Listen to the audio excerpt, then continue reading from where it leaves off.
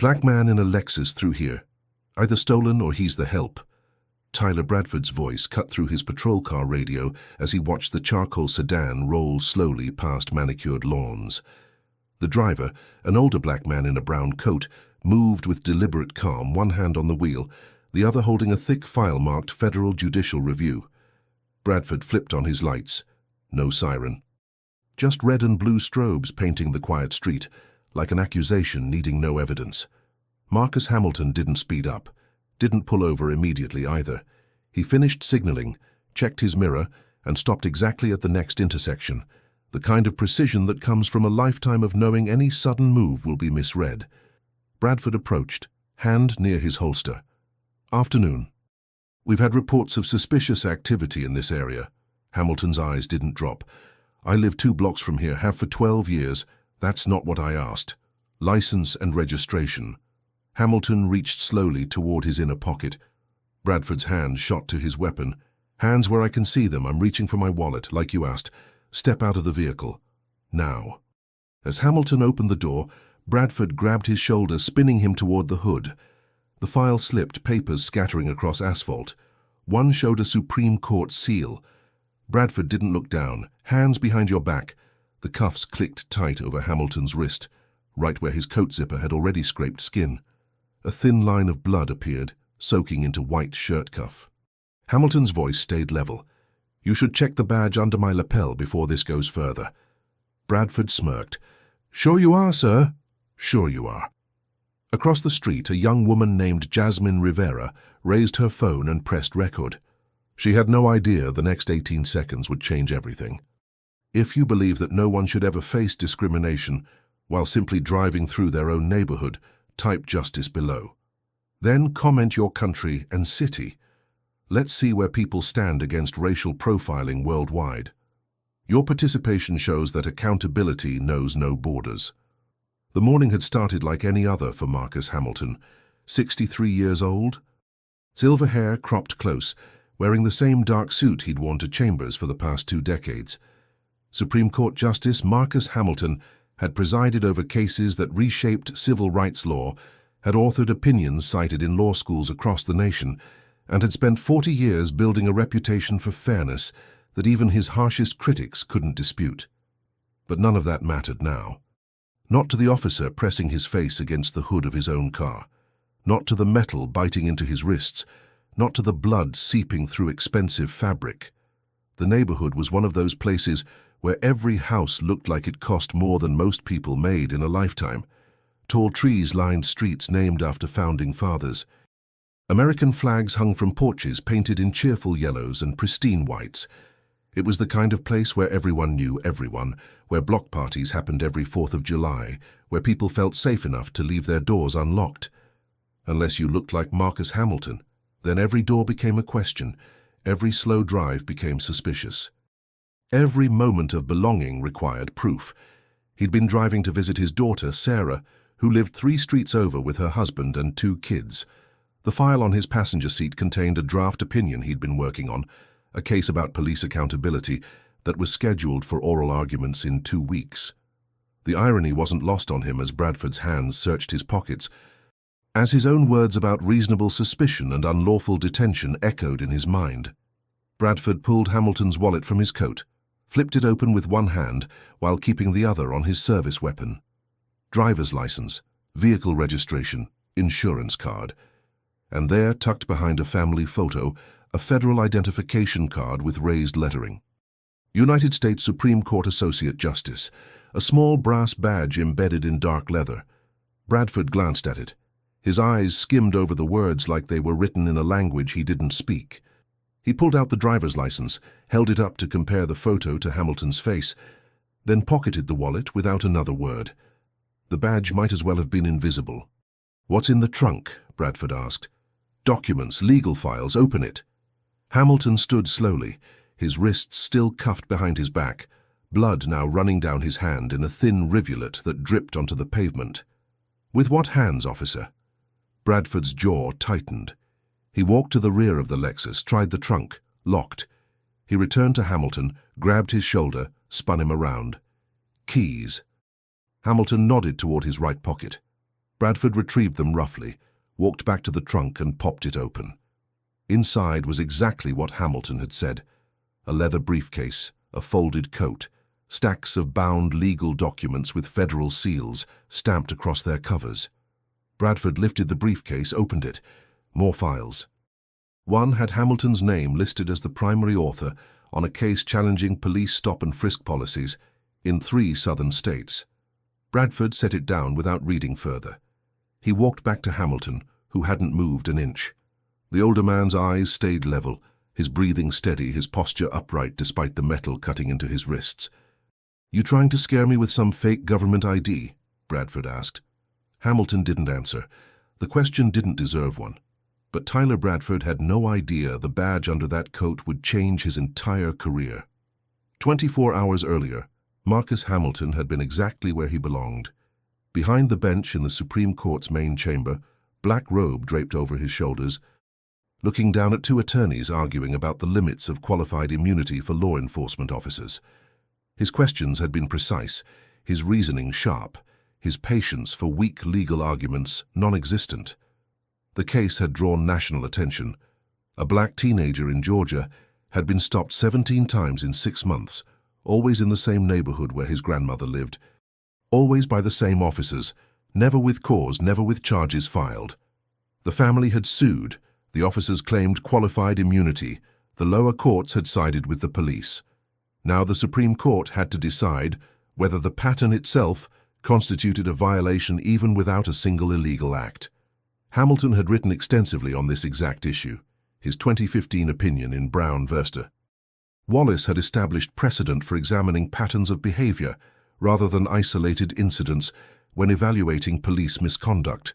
The phrase he'd coined, "the right to silence," lies not only in the Miranda warning but in the freedom from disturbance absent lawful suspicion, had been cited in over 300 cases since then. He knew the law. He'd written it. And tomorrow, he'd be standing on a street corner discovering that all his words, all his authority, all his decades of service meant nothing to someone who saw his skin before his badge. After the hearing, Hamilton had returned to his chambers, a wood-paneled office overlooking the National Mall. His clerk, a brilliant young woman named Angela Foster, had brought him coffee and a stack of briefs that needed review before the weekend. They'd worked until 7, debating the finer points of procedural due process, laughing at a particularly absurd argument from one of the petitioners, making notes for Monday's conference. Before leaving, Angela had asked if he was worried about the Georgia case. The political pressure was intense. Conservative groups wanted qualified immunity expanded. Progressive organizations wanted it eliminated entirely. The middle ground Hamilton was searching for, a nuanced approach that held officers accountable without destroying the doctrine completely, satisfied no one. "I'm not worried about the politics," Hamilton had said, leaning back in his chair. "I'm worried about the next kid who gets stopped 18 times and doesn't have a lawyer who'll take his case to the Supreme Court." Angela had nodded, understanding what he meant. For every case that reached them, thousands more disappeared into the system, buried under paperwork, dismissed by judges who didn't want to second-guess police judgment, forgotten by a public that had learned to look away. That night, Hamilton had driven home to his townhouse in Georgetown, eaten a quiet dinner alone, his wife visiting their son in Boston, and fallen asleep, reading a biography of Thurgood Marshall, the first black Supreme Court justice, his predecessor in more ways than one. Marshall had once said that the Constitution was meant to be a living document, one that grew and adapted as society learned to see its own blind spots. Hamilton believed that, had spent his career trying to make it true. But he also knew what Marshall had known, that sometimes the law moved slower than justice required, that sometimes people in power forgot the law wasn't meant to protect them from accountability, but to hold them to it, that sometimes a badge, a robe, a title meant nothing if the person looking at you had already decided what you were. The next morning, Hamilton had woken early, showered, dressed in his usual brown coat and slacks, grabbed the file he needed to review with his daughter, and headed out into a bright Tuesday morning. The drive from Georgetown to the residential neighborhood where Sarah lived took 23 minutes. He'd made it hundreds of times. Never once had he been stopped. Never once had anyone questioned why he was there. Until today. Until Tyler Bradford saw an old black man driving slowly through a neighborhood where he didn't think old black men belonged. Until a routine patrol became a moment that would force the entire nation to ask itself a question it had been avoiding for centuries. How many times does dignity have to prove itself before it's simply granted? Hamilton had spent his entire life answering that question with patience, with education, with service, with the slow, methodical work of changing minds through legal precedent. He'd believed, perhaps naively, that if he worked hard enough, rose high enough, earned enough respect, that eventually his humanity wouldn't require a badge to be recognized. He'd been wrong. And tomorrow morning, standing on that quiet street with blood running down his wrist, he'd realized that all the rulings in the world couldn't protect him from someone who'd already decided he didn't belong. The question wasn't whether Marcus Hamilton deserved respect. The question was whether Tyler Bradford had ever been taught to see him as deserving anything at all. The sun was already high by the time Bradford's backup arrived. Another patrol car rolled up, lights off, moving with the casual pace of someone responding to a nothing call. Officer Derek Mills stepped out, young, white, fresh from the academy. He walked over, glanced at Hamilton still standing with his hands cuffed behind his back, then looked at Bradford with a question in his eyes. "What have we got?" Mills asked. Bradford shrugged. Suspicious vehicle, driver acting strange, refused to cooperate. Hamilton's head turned slightly. "I never refused anything. I asked you to check my identification." Bradford ignored him. Mills walked around the Lexus, peering through the windows, checking the license plate. He pulled his radio. "Dispatch, can you run a plate for me?" He read off the numbers, waited. The radio crackled back 30 seconds later. "Vehicle registered to Marcus Hamilton, Washington, D.C. No warrants, no violations, registration current." Mills looked at Bradford. "Registration's clean." Bradford's jaw tightened. "Check the VIN. Make sure it matches." Mills hesitated, then walked to the front of the car, leaned down to check the vehicle identification number through the windshield.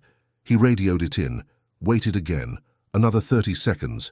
"VIN matches. Everything's clean." Bradford walked to Hamilton, grabbed his arm. "We still need to verify your identity. You could have stolen this vehicle." Hamilton's voice stayed level, but something in his eyes shifted. "Officer, I've been patient. But you're making a mistake that's going to follow you for a very long time." Mills stepped closer.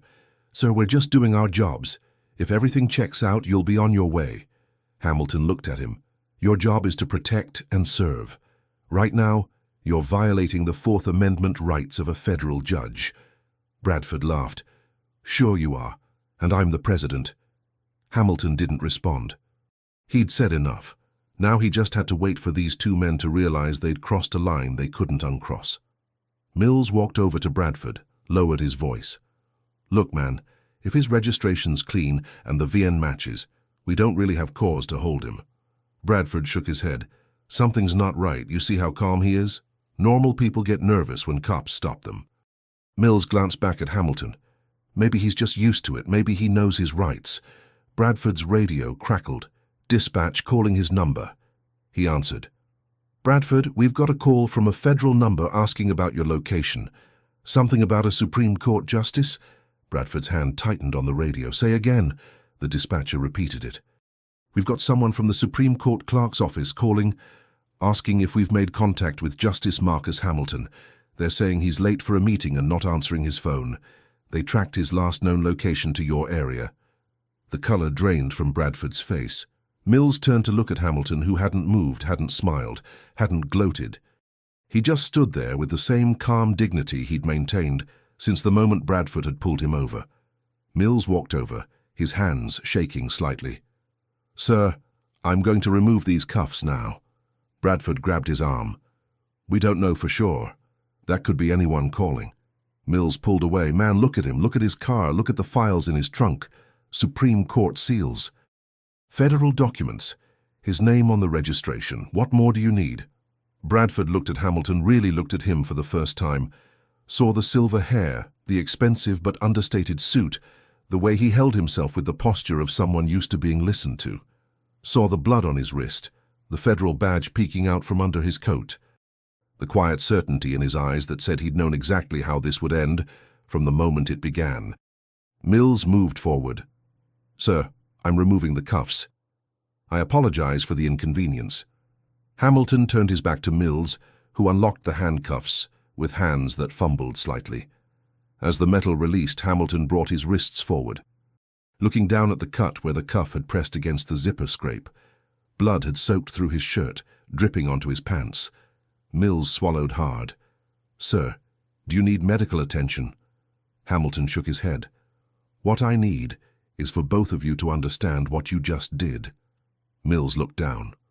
Bradford stood frozen, his hand still near his weapon, his mind clearly racing through every moment of the past 20 minutes, calculating what he'd just set in motion.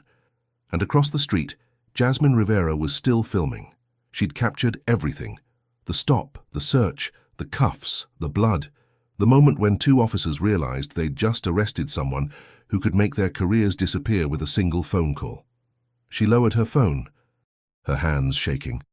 She knew she'd just recorded something that would change everything. She just didn't know how much. Not yet. The moment Marcus's wrist started bleeding, everything shifted from routine stop to federal incident. Hamilton stood beside his car, examining his wrist. The cut wasn't deep, but it was steady. Blood welling up in a thin line where metal had pressed against skin already broken by the zipper. Mills hovered nearby, clearly wanting to help, but unsure how. Bradford remained where he was, his face unreadable, his radio silent in his hand. "Sir," Mills tried again, "we have a first aid kit in the vehicle. Let me at least bandage that for you." Hamilton looked up at him. "Officer, I don't need a bandage. I need you to write down exactly what happened here, every detail, every word. Because when this goes to review, and it will go to review, I want it on record that you understood what you were doing." Mills nodded slowly. Understood. Bradford finally moved, walking closer. His voice had lost its edge, replaced by something harder to name. Calculation, maybe. Or fear dressed up as professionalism. "Justice Hamilton," he started. "That's the first time you've used my title," Hamilton interrupted. "Why is that, Officer Bradford?" Bradford's jaw worked. "I'm going to need to file a report on this incident." Hamilton pulled a handkerchief from his pocket, pressed it against the cut. "You'll be filing several reports. And answering questions from people whose titles make yours look like a suggestion." Bradford's hand moved to his belt, not toward his weapon this time, but to the small notebook he carried. He flipped it open, clicked his pen. "For the record, why didn't you identify yourself at the start?" Hamilton's eyes went cold. "I showed you my identification. You chose not to read it." Bradford wrote something down. "You didn't verbally state that you were a federal judge." Hamilton stepped closer. "Officer, I'm going to give you some free legal advice. When you write that report, don't put anything in it that suggests I had an obligation to make your job easier. I had an obligation to comply with lawful orders. That's all. And even that obligation has limits you crossed about 15 minutes ago." Mills shifted uncomfortably. "Sir, I think we should all just—" Hamilton turned to him. "You seem like a decent person, Officer Mills. Young.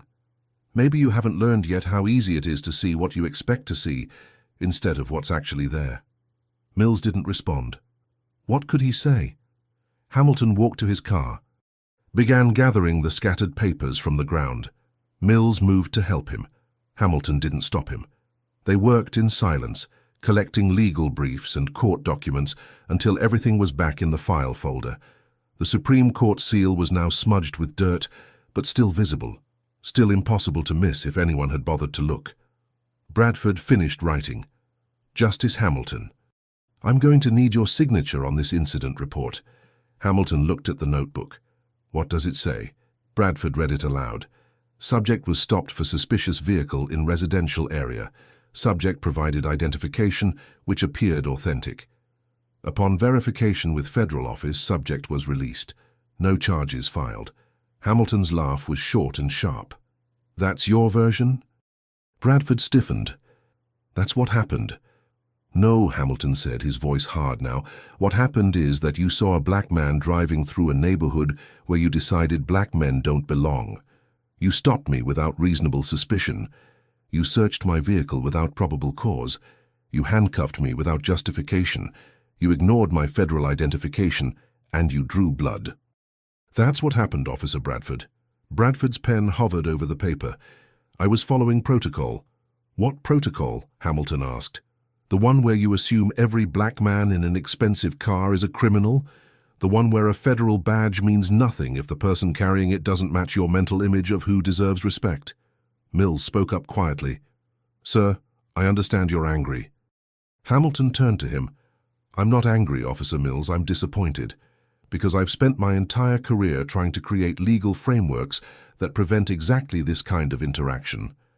And here I am, discovering that all those words, all those rulings, all that work means nothing to someone who's already decided what I am before asking who I am. The street was quiet. A few neighbors had come out to watch, standing on their porches at a safe distance. None of them had approached. None of them had asked if Hamilton needed help. They just watched, the way people do when something uncomfortable is happening, but they're not sure if they should get involved. Hamilton pulled his phone from his pocket. It had been buzzing steadily for the past 10 minutes. 7 missed calls from his clerk, 3 from his daughter, 1 from Chief Justice Reynolds. He looked at the screen, then at Bradford. You're about to have a very long day, officer. I suggest you call your supervisor before I do. Bradford's radio crackled again. Bradford, report to station immediately. Chief Cooper wants to see you. Bradford pressed the button. Understood. En route. He looked at Hamilton. Are you filing a complaint? Hamilton pressed the handkerchief harder against his wrist. I'm doing more than that. Mills stepped forward. Sir, is there anything we can do to... No, Hamilton said. There's nothing you can do. This isn't something that gets fixed with an apology or a proper procedure done 20 minutes too late. This is something that gets fixed systemically or not at all. He got back into his Lexus, started the engine. Neither officer moved to stop him. He pulled away from the curb slowly, deliberately, following every traffic law, using his turn signal even though the street was empty. As he drove past Jasmine Rivera, he saw her lower her phone. Their eyes met for just a second.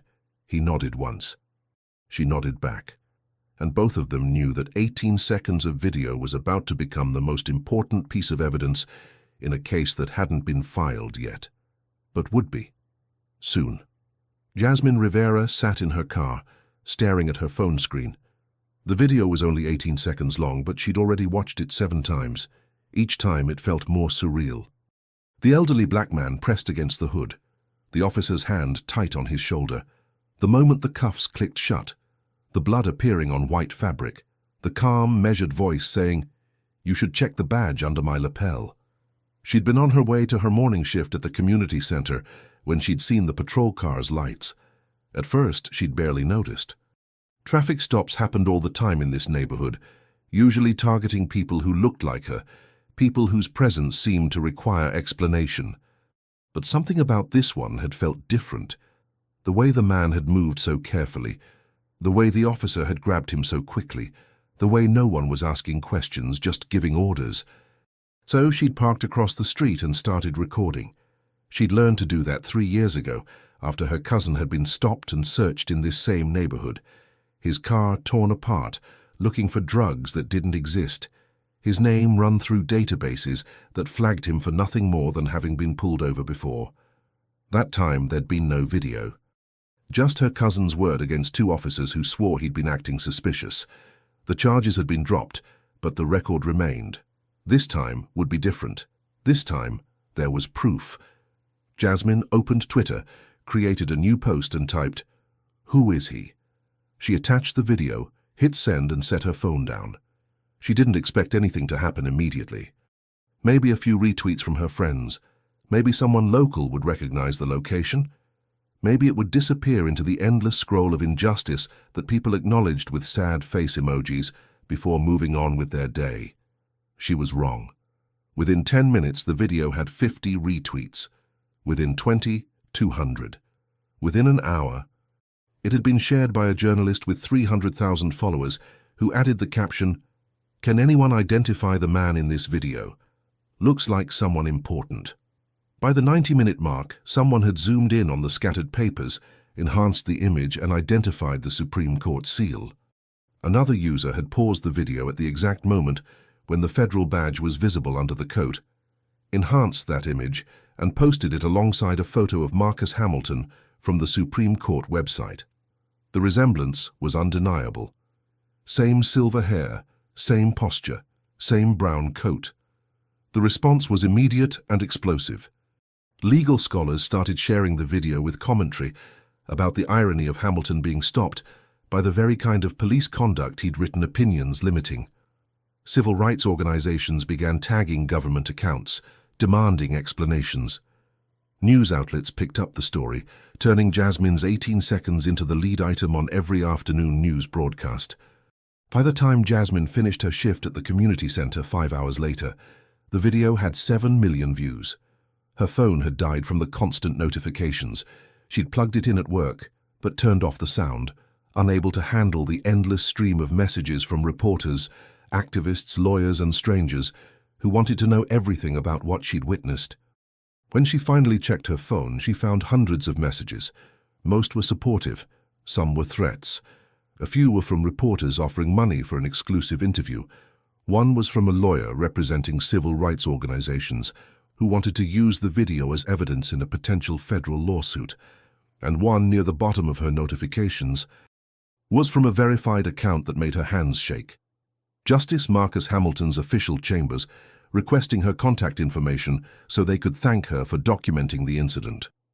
She sat in her car, the same spot where she'd filmed the video that morning, and tried to process what was happening. She'd recorded something she thought might matter locally, maybe get the officer reprimanded, maybe prevent it from happening to someone else in her neighborhood. She hadn't expected it to become national news, hadn't expected Justice Marcus Hamilton to know her name, hadn't expected to become part of a story that was already being compared to some of the most important civil rights moments in recent history. Across town, in the police department's main office, Chief Raymond Cooper was having the worst day of his 30-year career. The video had reached his desk 90 minutes after it started circulating online. He'd watched it once, closed his eyes, and immediately called for Bradford's file. What he found made everything worse. 17 traffic stops in the past 14 months, 15 of them involving Black or Latino drivers. 0 citations issued, 0 charges filed, just stops that went nowhere, encounters that ended with nothing but the message that some people's presence required justification. Cooper had known Bradford's record wasn't perfect. Every officer had complaints. Every department had officers who pushed boundaries. But this was different. This was a pattern that should have been flagged, should have been investigated, should have been stopped long before it reached the point where a Supreme Court justice was handcuffed in the street. He picked up his phone and made 3 calls. First to the mayor, then to the city attorney, then to internal affairs. All 3 conversations were short. All 3 ended with the same conclusion. This wasn't going away. This wasn't something they could manage with a press release and a promise to review procedures. This was going to require answers they didn't have and changes they'd been avoiding. In her small apartment, Jasmine finally responded to the message from Hamilton's chambers. She provided her contact information, then added a single line, "I'm just glad someone was watching." She hit send, plugged her phone back in to charge, and opened her laptop. The video was everywhere now. Cable news, social media, international outlets. The 18 seconds she'd captured had become a catalyst, forcing conversations people had been avoiding, exposing systems people had learned to ignore, proving what so many had been saying for so long. That dignity shouldn't require a badge to be recognized. That authority shouldn't require proof to be respected. That some people had to carry their credentials visibly just to be treated like human beings, while others could move through the world with nothing but the assumption they belonged. What Jasmine captured on her phone would reach 10 million people before sunset. The police department's internal affairs division occupied a windowless floor in the oldest part of the building, where fluorescent lights hummed constantly and the air smelled like old coffee and bureaucracy. Chief Raymond Cooper sat across from Bradford in a grey room with grey walls and a grey table between them. The only color came from the red light on the recording device documenting every word. Cooper set a file folder on the table. Bradford's personnel record. 17 pages thick. Bradford looked at it, but didn't reach for it. He knew what was inside. Cooper opened it slowly, pulling out a single sheet of paper and sliding it across the table. Traffic stops for the past 14 months. You want to explain this pattern to me? Bradford glanced down. The sheet listed every stop he'd made, organized by date, time, location, and outcome. Someone had highlighted 15 of them in yellow.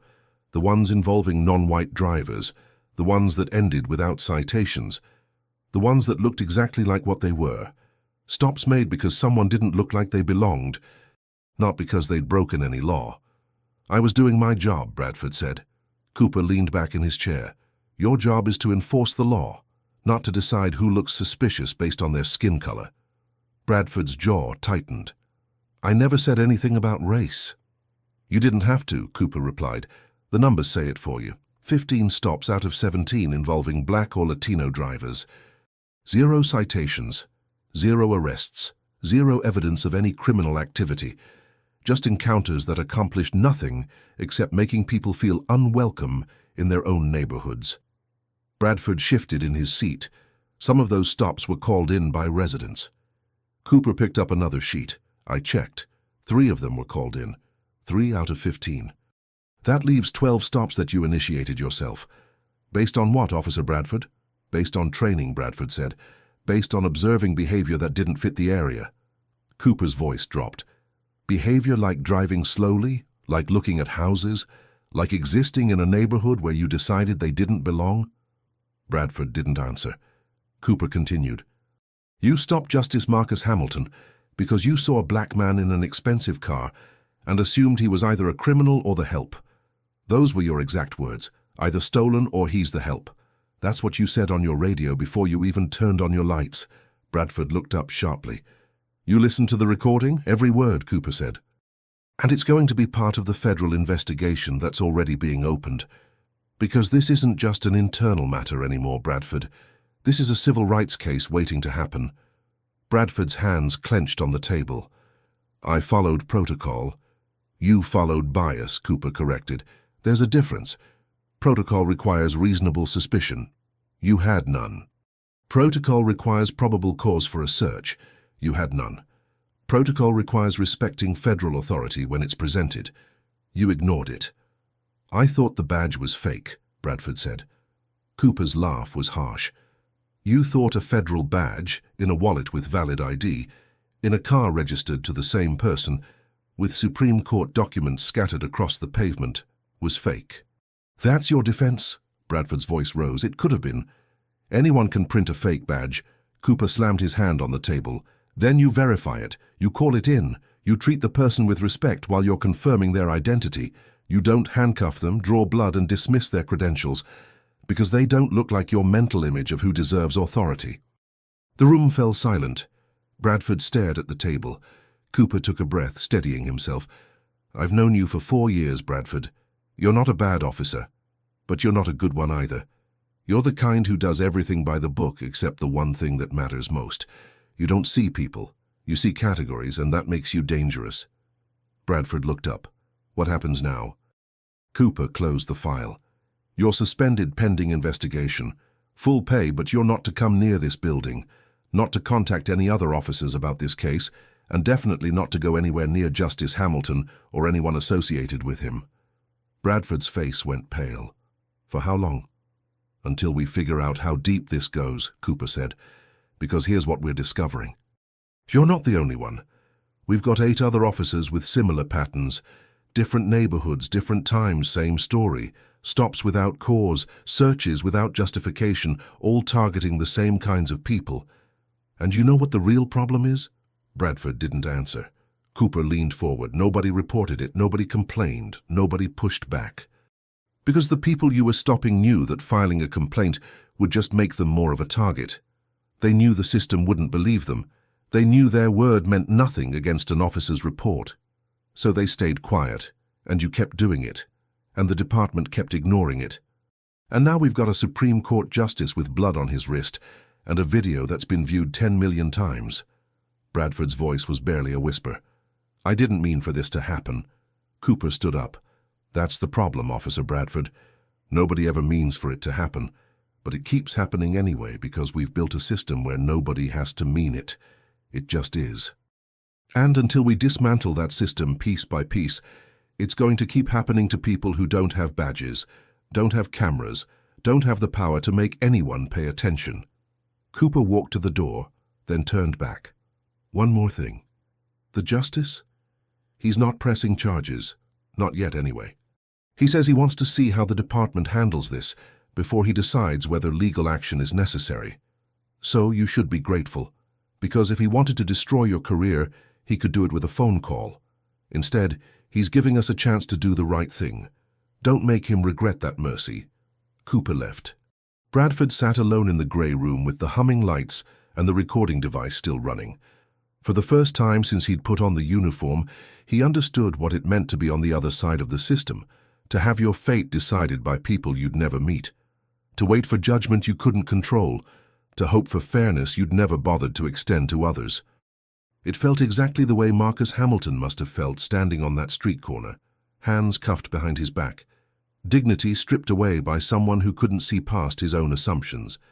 And for the first time, Bradford wondered if maybe he'd been wrong about more than just one stop. Maybe he'd been wrong about everything.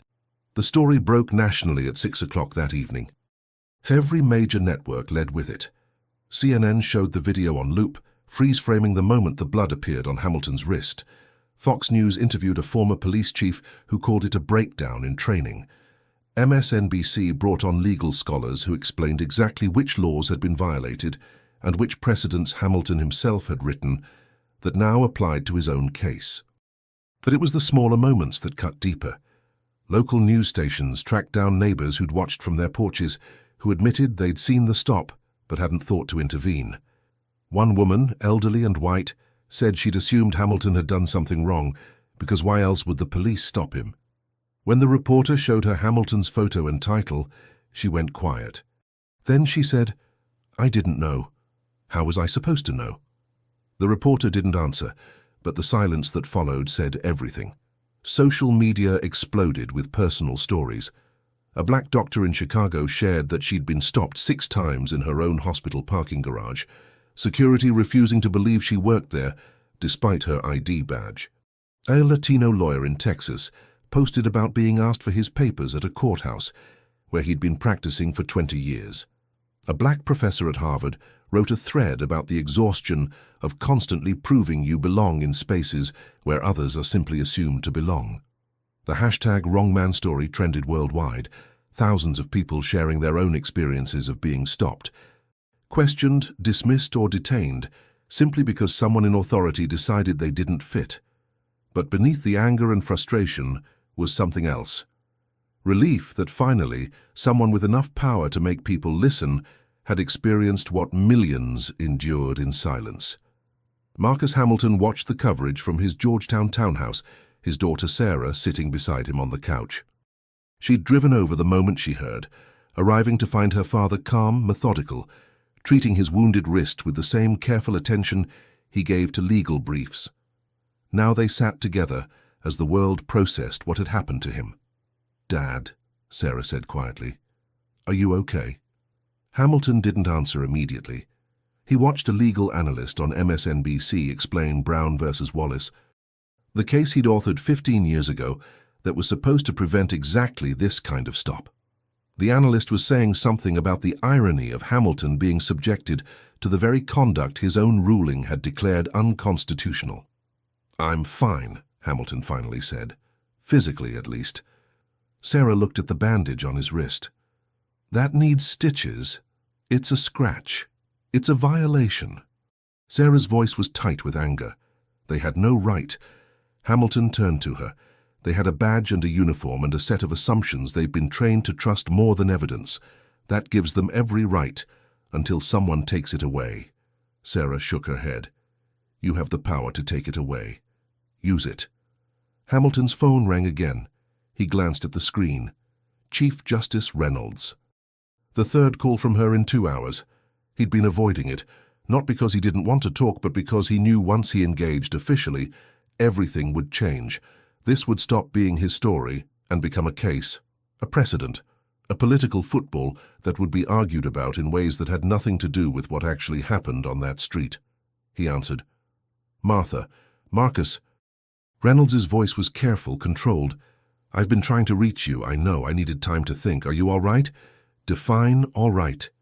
Reynolds sighed. The court needs to issue a statement. Hamilton stood, walking to the window. No. We can't just ignore this, Marcus. Every news outlet in the country is asking for comment. Then tell them Justice Hamilton has no comment at this time. Hamilton said, Tell them I'm treating this as a private matter until I decide otherwise. Reynolds was quiet for a moment. This stopped being private the moment that video hit 10 million views. Hamilton's voice hardened. Martha, I've spent 40 years following protocol, doing things the right way. And this morning I stood on a street corner with handcuffs cutting into my wrists because someone decided the right way didn't apply to me. So forgive me if I'm not particularly interested in what protocol requires right now. What do you want, Marcus? Hamilton looked at his reflection in the window. An older black man in expensive clothes living in a nice neighborhood, holding one of the most powerful positions in the country, and none of it had mattered. None of it had protected him from becoming just another statistic in a pattern so common it barely registered as news until it happened to someone important enough to make people notice. I want to know how many others, Hamilton said quietly. How many people were stopped by Bradford or officers like him who didn't have badges to flash, didn't have clerks to call when they were late, didn't have the luxury of turning their humiliation into a federal case. I want to know how many times this happened and nobody cared, because the person it happened to wasn't powerful enough to make anyone listen.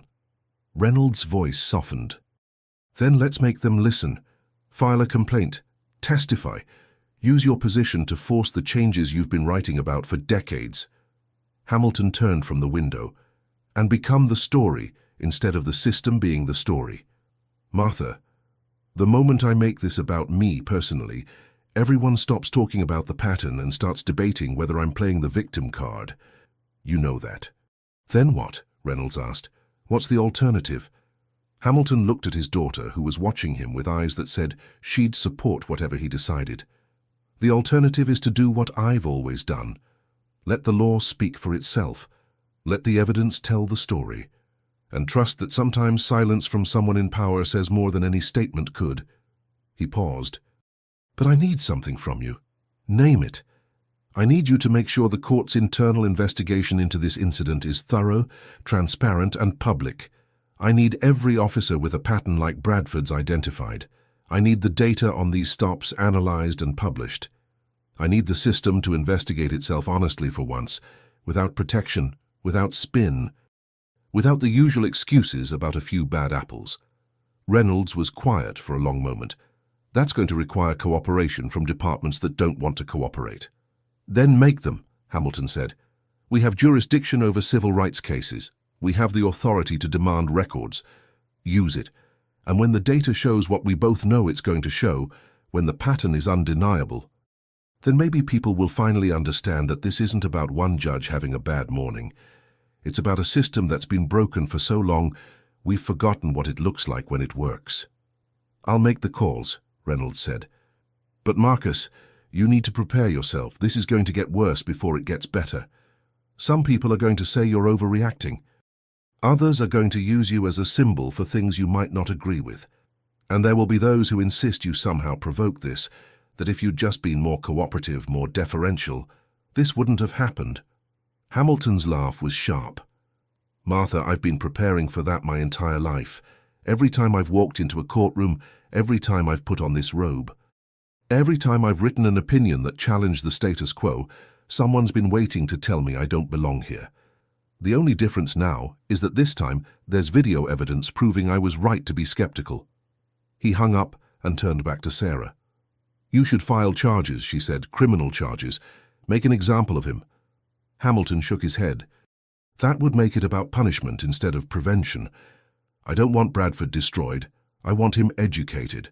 I want every officer like him to look at what happened and ask themselves how many times they've done the same thing to someone who couldn't fight back. The television switched to a press conference. Chief Cooper stood behind a podium, reading from a prepared statement. The department takes these allegations seriously. and has launched a full internal investigation. Officer Bradford has been placed on administrative leave pending the outcome. We are committed to transparency and accountability." Sarah made a disgusted sound. "Allegations. Like there's any question about what happened." Hamilton sat back down beside her. "That's how it always works. Call it allegations even when there's video evidence. Promise investigation even when the pattern's been obvious for years. Talk about commitment to change even as you're protecting the system that allowed it to happen." "So what do we do?" Sarah asked. Hamilton looked at his bandaged wrist. "We document everything. We wait for the internal investigation data. We let the pattern speak for itself. And when the moment comes to testify, we make sure everyone understands this isn't about me getting an apology. It's about making sure the next person who gets stopped doesn't need a Supreme Court appointment to be treated with dignity." The pressure, political and mediatica, was about to intensify in ways neither of them could fully anticipate. The Federal Court of Appeals hearing room was packed beyond capacity. Every seat filled, people standing along the walls, reporters crammed into a designated section with cameras aimed at the long table where Marcus Hamilton sat beside his attorney. Across the room, Tyler Bradford sat with his union representative, a sharp-eyed woman named Patricia Brennan, who'd defended dozens of officers in civil rights cases. This wasn't a criminal trial. No charges had been filed, but the Federal Judicial Ethics Board had convened a special hearing to examine what they were carefully calling the incident, and both Hamilton and Bradford had been asked to provide testimony. The word asked was generous. They'd been summoned. Judge Rita Morrison presided, a stern woman in her 60s who'd built her reputation on refusing to tolerate excuses from anyone. She looked at Hamilton first. "Justice Hamilton, I want to start by acknowledging the unusual nature of these proceedings. It's rare for someone in your position to be the subject of a civil rights inquiry. Even rarer for you to be the complainant, rather than the presiding authority. I want to assure you this board takes the matter seriously." Hamilton nodded. "Thank you, Your Honor," Morrison continued. "I've reviewed the video evidence, the police reports, the dispatch recordings, and the internal investigation preliminary findings. Before we proceed, I need to ask you directly. What outcome are you seeking from this hearing?" Hamilton leaned forward slightly. "I'm not seeking punishment for Officer Bradford specifically. I'm seeking acknowledgement that what happened to me happens routinely to people who don't have the resources to fight back. I'm seeking systemic change that makes this kind of stop, this kind of assumption, this kind of treatment unacceptable regardless of whether the person being stopped can prove their worth with a federal badge." Morrison made a note. "Officer Bradford, do you dispute the facts as presented in the video and reports?" Bradford glanced at his attorney, who nodded. He spoke carefully. "I don't dispute what happened. I dispute the characterization that it was motivated by racial bias. I was following training protocols for suspicious vehicle stops." Hamilton's attorney, a woman named Diane Foster, leaned forward. "May I?" Morrison nodded. Foster pulled out a document. "Officer Bradford, I have here the training manual for your department's patrol division. Can you point me to the section that defines suspicious behavior?" Bradford hesitated. "It's not explicitly defined. It's based on officer judgment. Judgment based on what criteria? Experience, observation, context." Foster flipped through the manual. "I don't see any of those terms defined either. So essentially, suspicious is whatever an officer decides it is." "That's oversimplifying, is it?" Foster asked. "Because according to your own statement, Justice Hamilton was suspicious because he was driving slowly through a neighborhood where you didn't expect to see him. What about his behavior was actually suspicious?" Bradford's jaw tightened. He was looking at houses. Foster's voice stayed level. "In a residential neighborhood, looking at houses. That's your probable cause." "It was part of an overall assessment," Bradford said. "An assessment that included his age, his vehicle, and yes, his race," Foster finished. Bradford's attorney stood. "Objection. My client never stated race was a factor." Foster turned to the judge. "Your Honor, I'd like to play the dispatch recording from Officer Bradford's radio call immediately before the stop." Morrison nodded. The audio played through the hearing room speakers. Bradford's voice. "Clear and unmistakable. Black man in a Lexus through here? Either stolen or he's the help. The room went silent. Bradford's face went pale. Morrison looked at him over her glasses. Officer Bradford, would you like to revise your statement about race not being a factor? Bradford's attorney whispered something to him. He shook his head. I didn't mean it the way it sounds. Hamilton spoke for the first time, his voice cutting through the room like a blade. Officer Bradford, I want you to understand something. I'm not angry at you personally. I'm angry at the system that trained you to see me as suspicious. I'm angry at the culture that made that radio call feel normal to you. I'm angry that you can sit there and claim race wasn't a factor when your own words prove otherwise. Bradford looked down.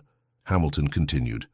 I've spent my entire career trying to create legal frameworks that prevent exactly this kind of interaction. I wrote Brown v. Wallace specifically to establish that a pattern of stops without cause constitutes discrimination, even if each individual stop can be justified in isolation. And now I'm sitting here, having experienced exactly what I've been ruling against, asking you to acknowledge what you did and why you did it. Bradford's voice was barely audible. I was wrong. Hamilton leaned forward. Say it again, louder. Bradford looked up, meeting Hamilton's eyes for the first time. I was wrong. I stopped you because of assumptions I made based on your race and age. I didn't verify your identification properly because I'd already decided who you were before I asked. And I handcuffed you not because you posed any threat, but because I couldn't admit I'd made a mistake. The room stayed silent. Morrison made several notes, then looked at Bradford. Officer Bradford, do you understand that your own testimony just provided grounds for a civil rights violation claim? Bradford nodded slowly. Yes, Your Honor. And do you understand that this admission will likely result in termination from your position? Bradford glanced at his attorney, who looked like she wanted to object but couldn't find grounds. He turned back to Morrison. Yes, Your Honor. Morrison's expression didn't change. Then I appreciate your honesty, even if it came reluctantly. She turned to Hamilton. Justice Hamilton, do you have anything further you'd like to say? Hamilton stood. This hearing isn't about destroying Officer Bradford's career. It's about ensuring that the system that created him is dismantled piece by piece. I want every officer with a similar pattern of stops identified and retrained or removed. I want the data on these stops published and analyzed publicly. I want communities to have real oversight over the departments that are supposed to serve them. And I want the next person who gets stopped to know that their dignity doesn't depend on having a title important enough to make people care. He paused. Officer Bradford made a mistake, but the bigger mistake is the system that let him make it 17 times before anyone noticed. That's what needs to change. That's why I'm here. Not for an apology, not for revenge, but for accountability that extends beyond one officer, one stop, one video that happened to go viral. Morrison nodded slowly. This hearing is adjourned. I'll issue findings within 30 days, but I want to say something off the record. She looked around the room. What happened here today, this conversation, this acknowledgement, should have happened years ago. It should have happened after the first unjustified stop, not the 17th. And it definitely shouldn't have taken a Supreme Court justice being handcuffed before anyone paid attention. She stood. We're better than this. We have to be. Because if we're not, then all the laws, all the rulings, all the pretty words about justice and equality mean nothing. They're just paper shields that only work if you're important enough to make someone read them. The hearing ended. Hamilton walked out through a side exit, avoiding the press. But as he left, he passed Bradford in the hallway. They stopped, facing each other. Neither spoke for a long moment. Then Bradford said quietly, I'm sorry, not sorry I got caught. Sorry for what I did. Hamilton nodded once. Then make sure you mean it. Make sure the next time you see someone who doesn't fit your expectations, you ask yourself why those are your expectations.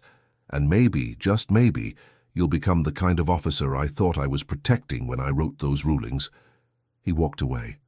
Bradford stood alone in the empty hallway, finally understanding what it meant to be seen clearly for the first time in his career.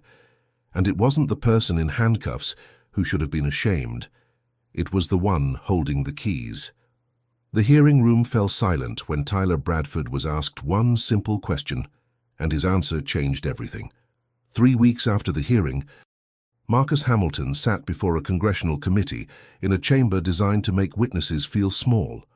Rows of representatives looked down from an elevated platform, cameras capturing every angle, staff members moving quietly between desks, carrying briefing papers and tablets. The Committee on Civil Rights and Judiciary Oversight had called him to testify about police accountability measures. Using his case as the catalyst for broader reform discussions, Representative Sarah Chen from California chaired the session, a former civil rights attorney who'd made police reform her signature issue.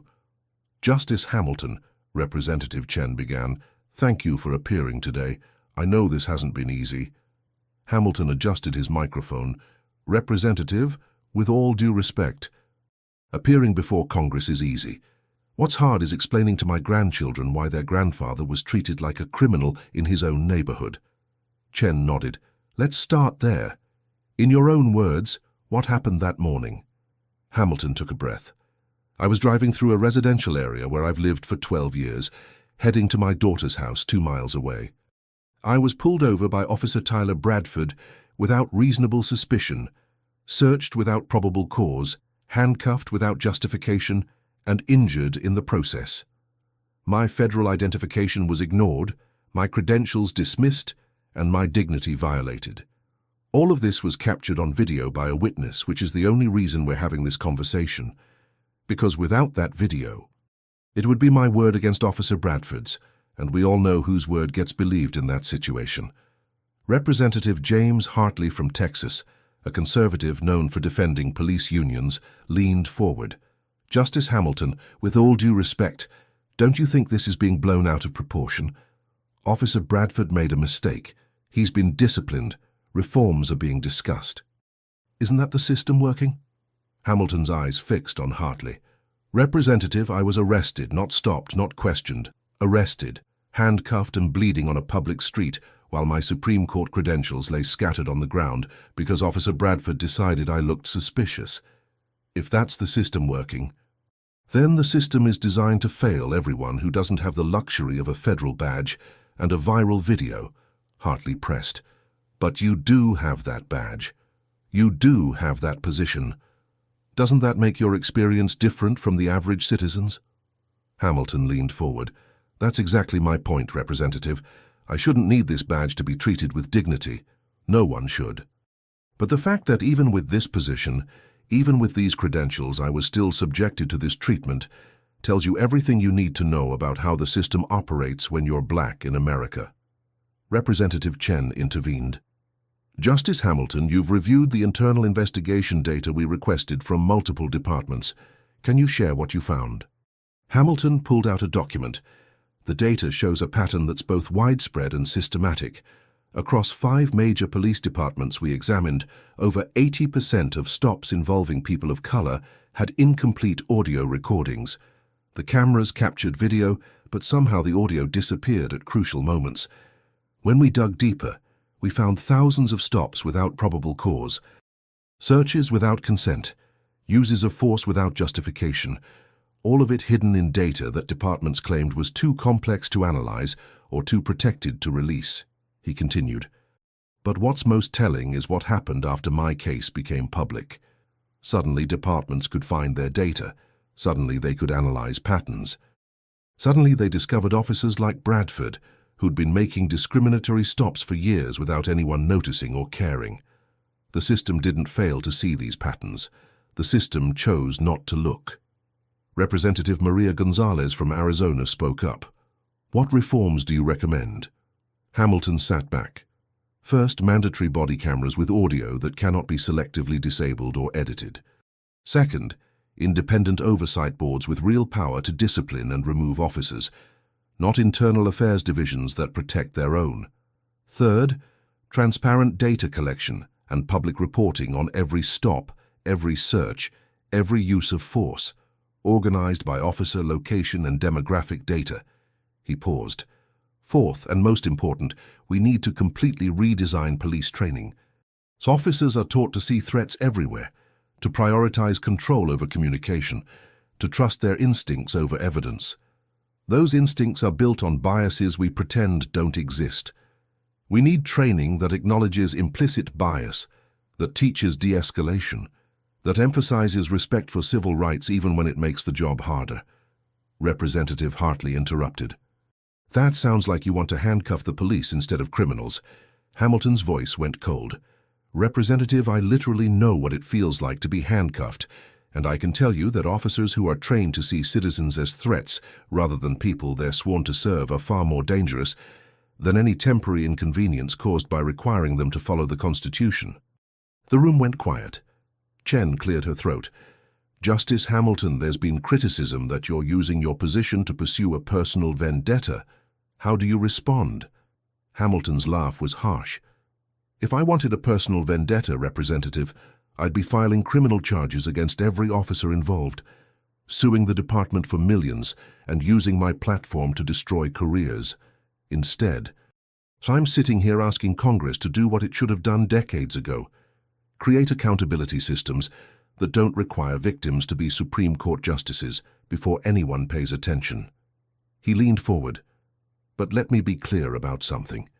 This isn't just about me. This is about every black parent who teaches their children how to survive a traffic stop. This is about every Latino driver who keeps their hands visible and their voice calm even when they've done nothing wrong. This is about every person of color who's been told they don't belong in a neighborhood they can afford, a job they earned, or a position they fought for. His voice rose. I've spent 40 years writing opinions about civil rights. I've ruled on cases involving police misconduct, racial profiling, discriminatory enforcement. I've created legal frameworks designed to protect people from exactly what happened to me. And it didn't matter, because no amount of judicial reasoning can overcome the split-second judgment of an officer who's been trained to see certain people as inherently suspicious. The chamber was silent. Chen spoke softly. What do you want Congress to do? Hamilton looked directly at the camera. I want you to stop treating police reform like it's a political issue and start treating it like the civil rights crisis it is. I want federal standards for use of force. I want national databases tracking officer misconduct. I want qualified immunity reformed so that officers who violate rights face consequences. And I want every department in this country to be required to collect, analyze, and publish data on stops, searches, and arrests broken down by race. He continued. But most of all, I want you to acknowledge that this isn't about a few bad apples.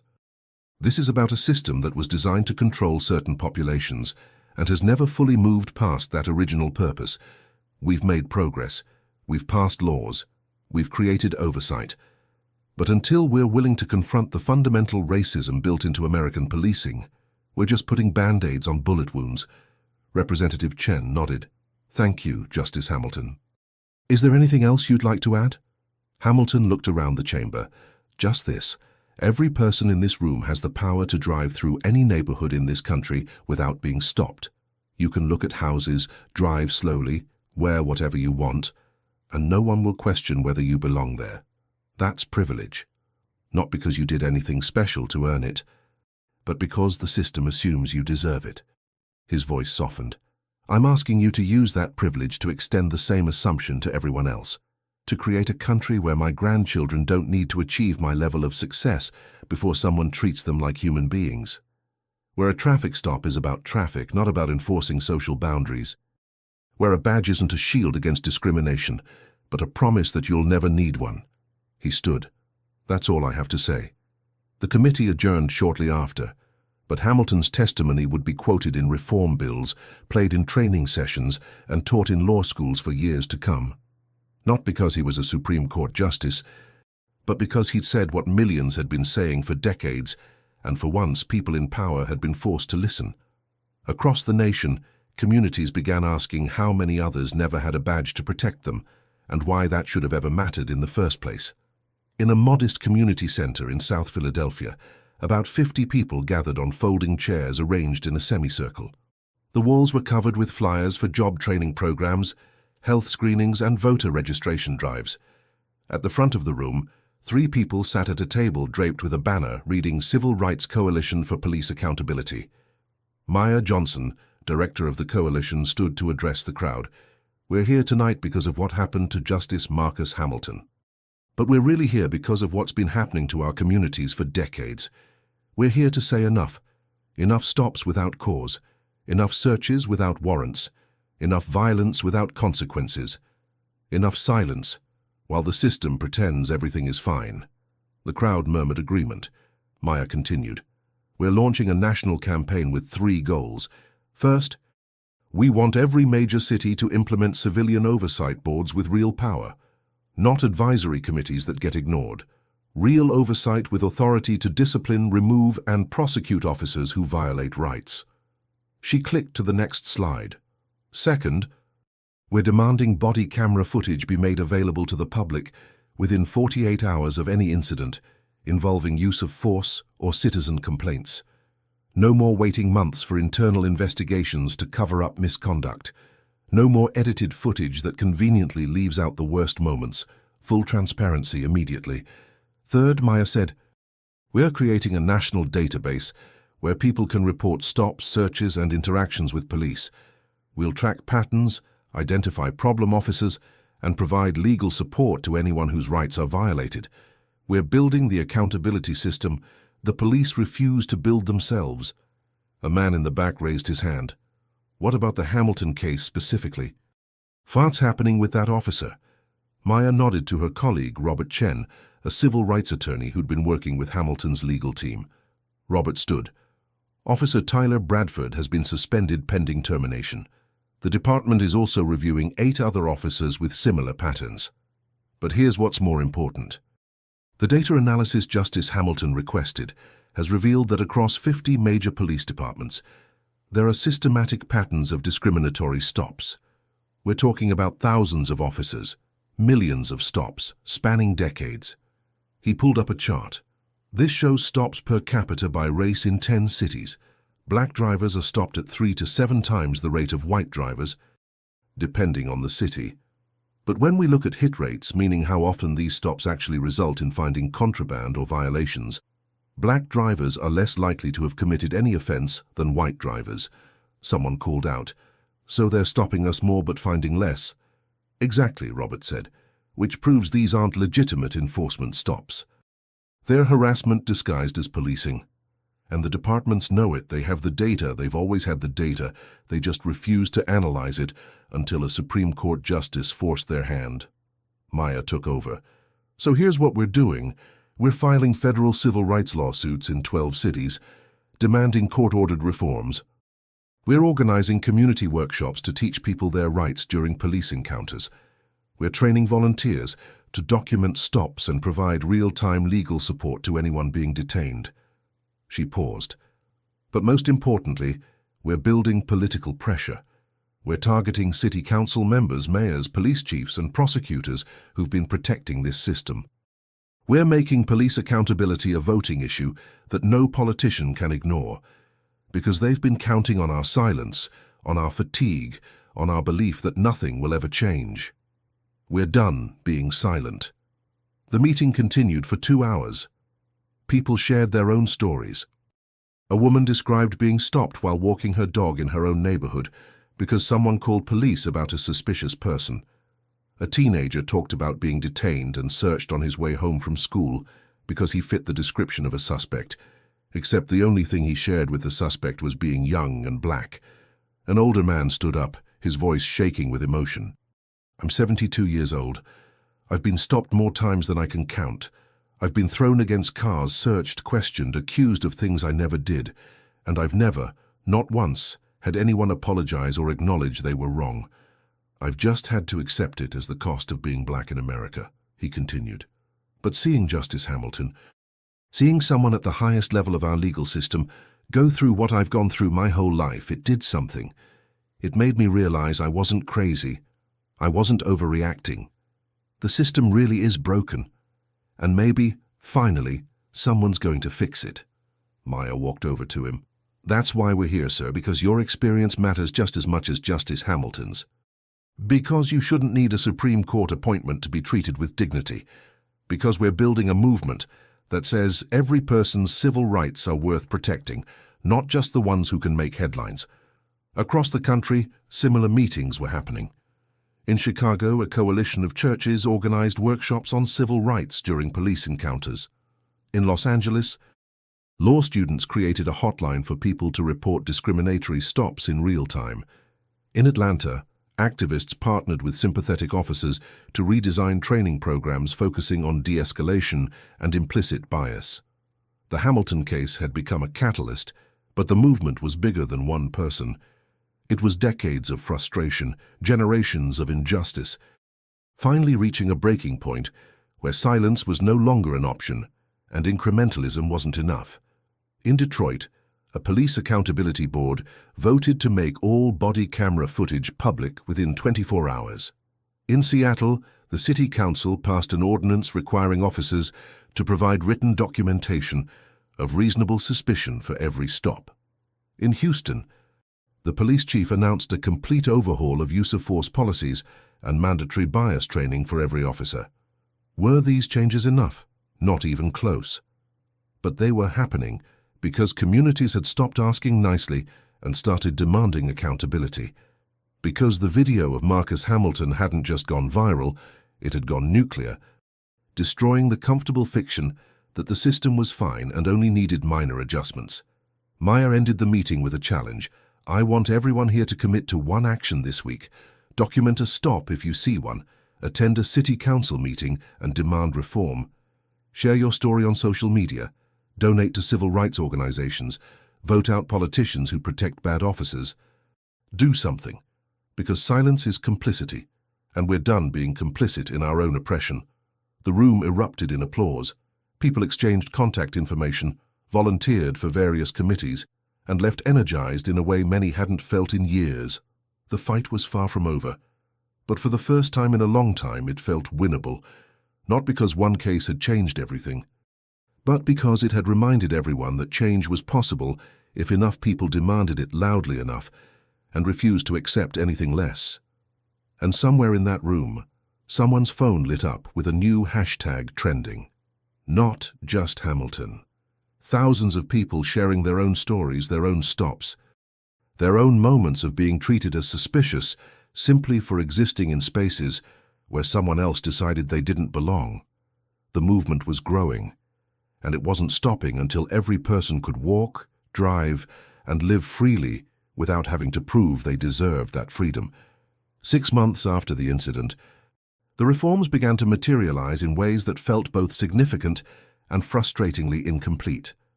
Tyler Bradford's termination became final after the ethics board hearing concluded he'd violated departmental policies, constitutional standards, and basic human decency. His appeal was denied. His law enforcement certification was suspended indefinitely. He'd never wear a badge again. But Bradford was just one officer. The real question was whether the system that created him would change. Chief Raymond Cooper stood before the press in a conference room at police headquarters, announcing the results of the department's comprehensive review. Behind him, charts showed the data that had been hidden for years.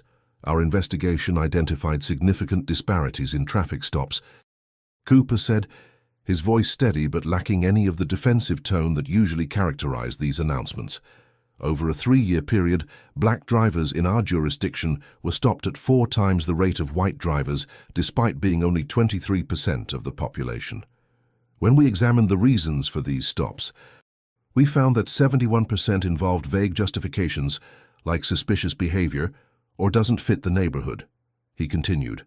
We also discovered that among 47 officers in our patrol division, 12 exhibited patterns similar to Officer Bradford's. Multiple stops of minority drivers without citations, incomplete audio recordings, and complaints that were dismissed without proper investigation. These officers have been placed on administrative duty pending retraining or removal, a reporter called out. Chief, why weren't these patterns identified earlier? Cooper's jaw tightened. Because we weren't looking, or more honestly, we were looking away. We treated each complaint as an isolated incident rather than examining patterns. We trusted officer discretion without verifying that discretion wasn't being applied discriminatorily. We prioritized protecting our own over protecting the communities we serve. Another reporter. What specific reforms are being implemented? Cooper clicked to the next slide. First, all patrol officers will undergo 40 hours of implicit bias training and de-escalation tactics. Second, Body cameras will be mandatory with automatic activation during any citizen contact, and the footage will be preserved and made available according to new transparency guidelines. Third, we're implementing an early warning system that flags officers with patterns of problematic stops before they reach Bradford's level. He paused. Fourth, and most significantly, we're establishing a civilian oversight board with subpoena power, independent investigators, and authority to recommend disciplinary action up to and including termination. This board will review all complaints, all use of force incidents, and all stops that result in citizen concerns. Is this because of Justice Hamilton's case? A reporter asked. Cooper looked directly at the camera.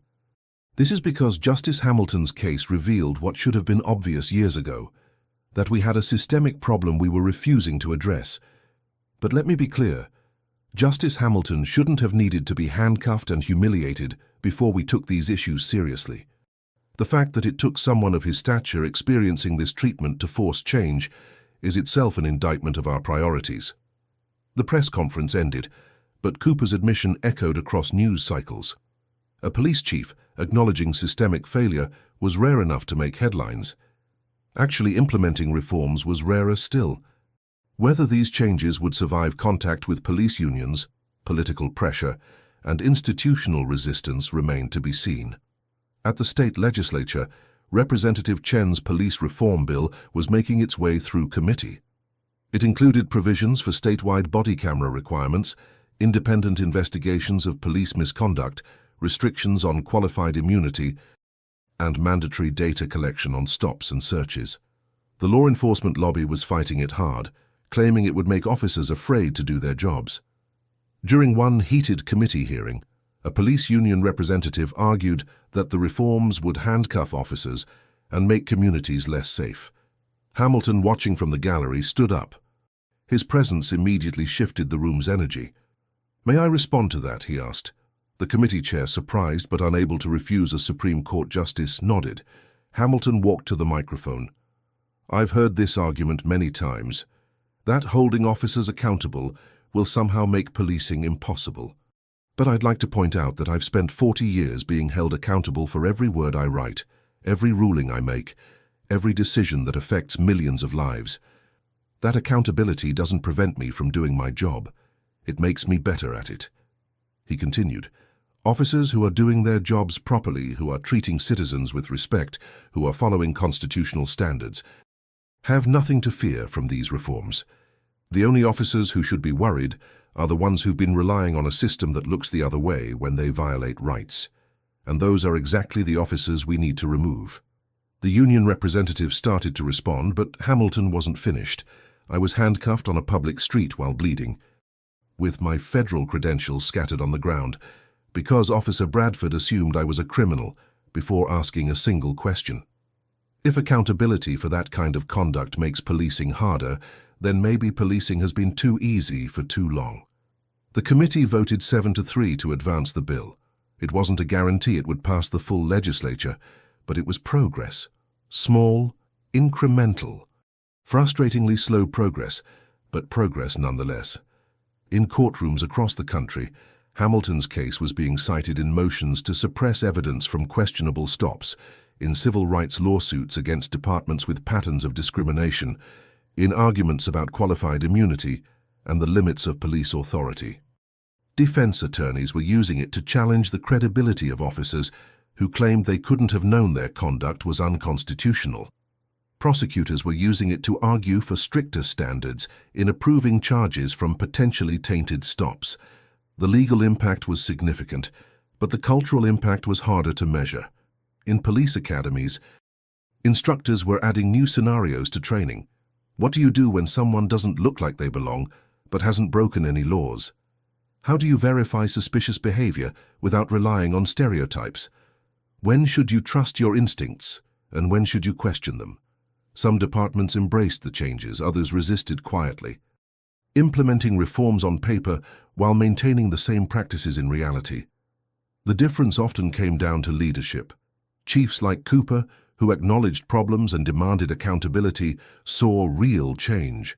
Chiefs who treated the reforms as political correctness theatre saw their officers continue business as usual. In Tyler Bradford's small apartment on the outskirts of the city, the former officer sat at his kitchen table with a laptop open to online job applications, security guard positions, private investigation firms, anything that didn't require a law enforcement background. His certification was suspended, his reputation destroyed, his career over at 32 years old. He'd spent the past 6 months replaying that morning in his head. The radio call he'd made without thinking. The assumptions he'd made without questioning. The badge he'd dismissed without reading. Every decision had felt normal at the time, justified by training and experience and the gut instinct every officer was taught to trust. But Hamilton had been right. Those instincts were built on biases Bradford had never examined.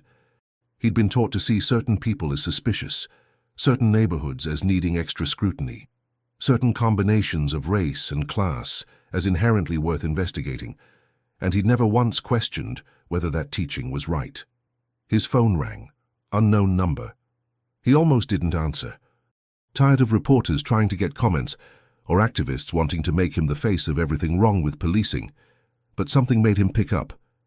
"This is Tyler Bradford," he said. There was a pause, then a familiar voice.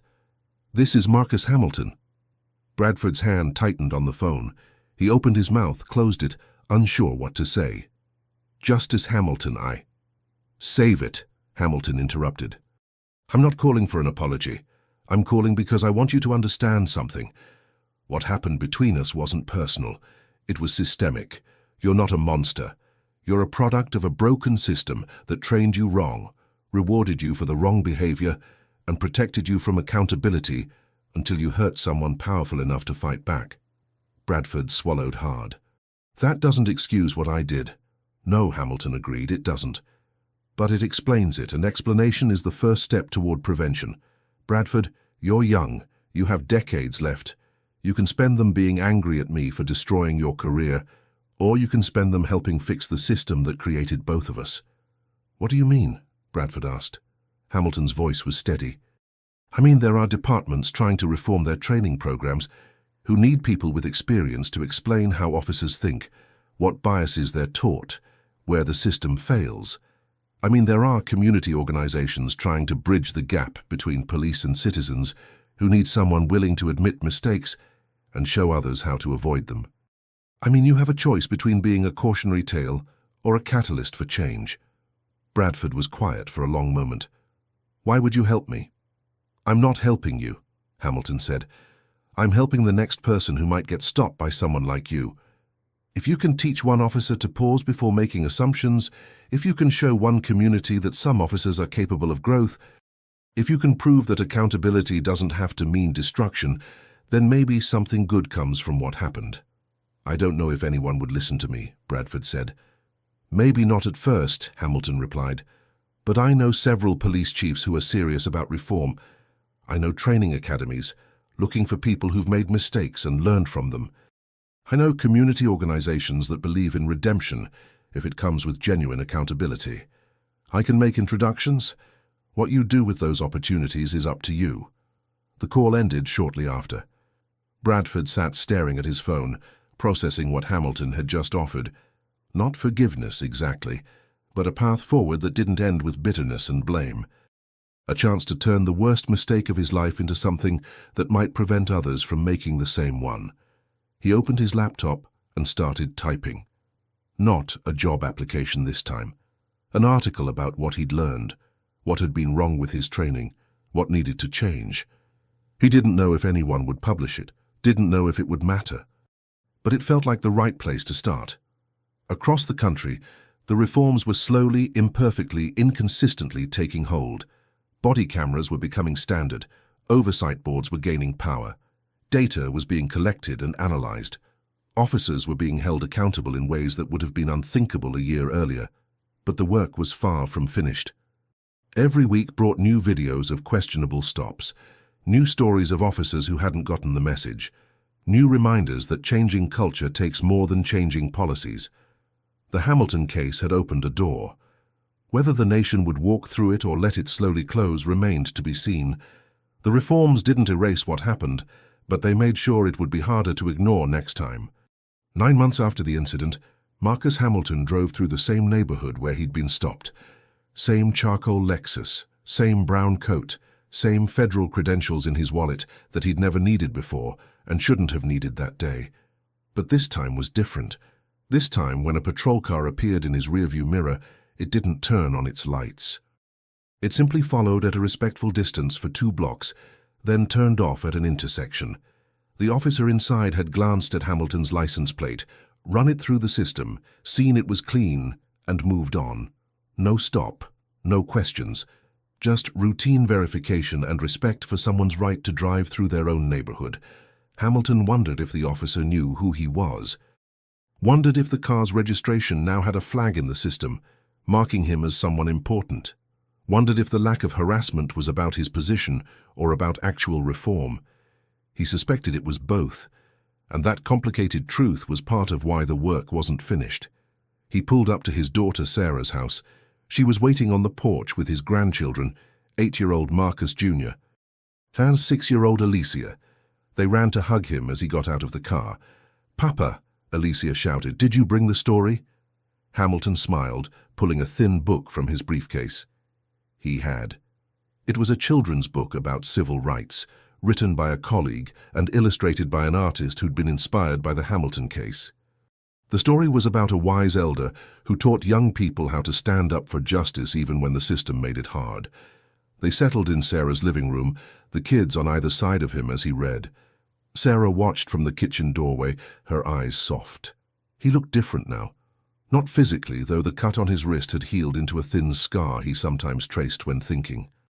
But there was something in his posture, his voice, the way he held himself that had shifted, like he'd been carrying a weight so long he'd forgotten it was there until someone forced him to set it down. After the story, Marcus Jr. asked the question Hamilton had been expecting. "Papa, is it true a policeman was mean to you?" Hamilton glanced at Sarah, who nodded. "It's true," he said carefully. "A police officer made some wrong choices based on assumptions he'd been taught, but the important part isn't what happened. It's what we did after." "What did you do?" Alicia asked. "We told the truth," Hamilton said. "We showed people what had been happening, not just to me, but to lots of people for a long time. And we asked everyone to help fix it." "Did it work?" Marcus Jr. asked. Hamilton considered the question. "It's working. Slowly. Some places are changing. Some people are learning. But there's still a lot more to do. That's why I need you two to remember something important." He looked at both of them seriously. "You're going to grow up in a world that's better than the one I grew up in, but it's still not fair. Sometimes people will make assumptions about you because of how you look. Sometimes you'll have to work harder to prove you belong in places where others are just assumed to belong. That's not right. That's not fair. But it's real." Marcus Jr.'s face fell. Hamilton continued quickly. "But here's the other part. You have voices. You have rights. You have people who fought to make sure you could stand up for yourselves, and you have a grandfather who spent his whole career making laws to protect you, even before you were born." He pulled them closer. "So when something unfair happens, you tell someone. You document it. You don't accept it as normal, because every time someone speaks up, it makes it a little bit harder for the unfairness to continue. And eventually, if enough people speak up for enough time, the world changes." His phone buzzed. A text from an unknown number. He opened it. "Papa, I wanted to thank you for the call last month. I've been working with the police academy in my area, helping redesign their training program. It's not much, but it feels like the right thing to do. Tyler Bradford." Hamilton stared at the message for a moment, then typed a response. "It's more than not much. It's a start. Keep going." He sent it and looked back at his grandchildren. "See? Even the person who made the mistake is trying to fix things. That's how change happens." That evening, after dinner with Sarah's family, Hamilton drove home through the quiet streets. At one intersection, he stopped at a red light next to a patrol car. The officer looked over, and for a split second, Hamilton saw the recognition in his eyes. The officer nodded. Hamilton nodded back. The light changed, and they both drove on. It was a small moment, insignificant on its own, but it represented something larger. A system, slowly, grudgingly learning to see him as a person first, and a suspect never. A culture being dragged toward accountability by people who refuse to accept that dignity should require credentials. Back in his Georgetown townhouse, Hamilton sat in his study surrounded by legal books and case files. On his desk was a draft opinion for an upcoming case about police use of force. The oral arguments were scheduled for next month. He'd been working on the draft for weeks, carefully constructing legal reasoning that would hold officers accountable without destroying the doctrine of qualified immunity entirely. But tonight, he set the draft aside and pulled out a blank sheet of paper. He started writing, not a legal opinion, but a letter. To whom it may concern, it began. I am Marcus Hamilton, Associate Justice of the United States Supreme Court. 9 months ago, I was unlawfully stopped, searched, and detained by a police officer who made assumptions based on my race rather than my actions. This letter is not about that incident. This letter is about what happens next. He wrote for 2 hours outlining not just what had happened, but what needed to happen. Specific reforms, measurable goals, accountability standards, training requirements, oversight mechanisms. It wasn't a ruling and carried no legal authority, but it was a roadmap, a challenge, a statement of what a just system should look like. When he finished, he read it over once, then filed it away. Maybe he'd publish it someday. Maybe he'd use it in testimony. Maybe it would just sit in a drawer as a reminder of what he'd been fighting for. But writing it had felt necessary, like closing a chapter that had been left open too long. His phone rang. Chief Justice Reynolds. Marcus, she said when he answered. I wanted to check in. How are you holding up? I'm fine, Martha. Better than fine, actually. Reynolds was quiet for a moment. The reforms you pushed for, they're spreading faster than I expected. 12 states have passed police accountability bills in the past 6 months. The federal legislation is moving forward. You've started something significant. I didn't start anything, Hamilton said. I just happened to be the one who couldn't be ignored. Reynolds made a sound that might have been agreement or skepticism. Either way, you've changed the conversation. That matters. It matters if it lasts, Hamilton replied. That's the question. Whether this is real change or just temporary discomfort that'll fade once people stop paying attention. Then I guess we'll have to keep making them pay attention, Reynolds said. Hamilton smiled. I guess we will. After they hung up, Hamilton walked to his window and looked out at the quiet street below. Somewhere out there, another black man was probably being stopped right now without cause. Another family was teaching their children how to survive encounters with police. Another person was deciding whether to file a complaint they knew probably wouldn't matter. But somewhere else, a police chief was implementing real reforms. An officer was questioning their own biases. A community oversight board was holding a department accountable. A training academy was teaching de-escalation instead of control. A prosecutor was declining to file charges from a questionable stop. The work wasn't finished. Maybe it would never be finished, but it was happening. Slowly, imperfectly, grudgingly, the system was bending towards something that looked a little more like justice. Marcus Hamilton would keep pushing it in that direction for as long as he had the strength and the platform to do so. Not because one incident had made him angry, but because 40 years of watching the system fail people who looked like him had taught him that anger without action was just noise. And he'd never been satisfied with making noise. He'd always preferred making law, making change, making sure that the next person who got stopped, the next family who had to have the conversation, the next child who asked why the world wasn't fair, would inherit a system that was at least trying to be better than the one that came before. His phone lit up with a notification. The video of his congressional testimony had been viewed 20 million times. People were sharing it with the hashtag #TeachThis, asking schools to include it in civics classes, requesting it be shown in police academies, using it as proof that change was possible if people with power were willing to use it. He didn't watch it. He'd lived it once. That was enough. Instead, he opened his email and found a message from Jasmine Rivera, the woman who'd filmed the original incident. Justice Hamilton, it read. I wanted you to know I'm enrolled in law school starting next fall. I'm going to focus on civil rights law. Thank you for showing me that what I witnessed mattered. Thank you for using your voice when you could have stayed silent. Thank you for proving that justice isn't just an idea.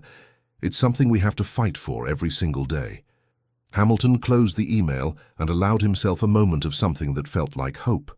Not naive hope that everything would be fixed quickly, but steady hope that the work would continue, that the next generation would pick up where he's left off. That progress was possible even when it was hard. He turned off the lights in his study, leaving only the small desk lamp illuminating the draft opinion he'd return to tomorrow. The work continued. It always would. But tonight, driving through his neighborhood without being stopped, sitting with his grandchildren without having to explain why the world was cruel, responding to messages from people who'd been inspired to act, he could acknowledge that something had shifted. Not everything, not enough, but something. And sometimes, that had to be enough to keep going. Thank you to everyone who typed justice and shared your locations with us. Seeing this global community united for accountability and truth proves that justice is a universal human value. If this story moved you, please subscribe for more stories of dignity triumphing over discrimination. Until next time, remember that real change begins when we refuse to look away.